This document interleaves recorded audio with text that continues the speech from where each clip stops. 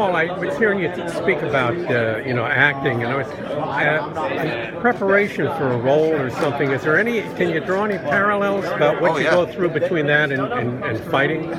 Yeah, when you're like when I went to school, one of the things you learn how to do is obviously emotionally prepare for the scene, whatever you're walking into. And I don't think a fight is all that much different, right? Especially fight night and what you're about to go into. You've got to get your mind right. You've got to get your emotions right before you make that walk to the octagon. Similar to when you're about to walk on stage. Film totally different, but I was more live theater when I went to school, so the parallels are definitely there for that. You've got to get your head right, get your heart right, everything right before you walk out on stage, and know what you're doing it for. What's the backstory?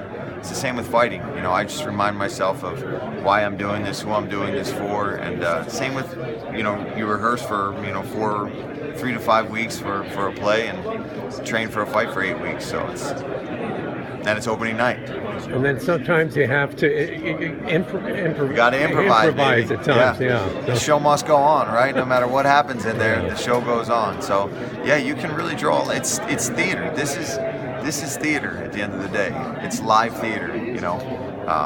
Same with sporting events. They're really just a crazier, more hectic show, an unscripted performance, basically. Did you study any form of the method when you studied? I did this technique called the Meisner technique, which developed out of method acting, and that whole school. And Sanford Meisner kind of left that group and started his own style of training. And Ernest Loso was my teacher, and he studied right with Sanford Meisner in New York City. And my professor was like a producer and director on Bewitched back in the day. I mean, he had done a lot of The Paper Chase.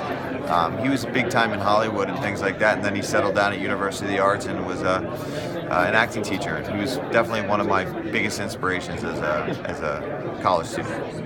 All right. Well, I want to wish you the best on the boards and in the octagon. Thank you very much. I appreciate it.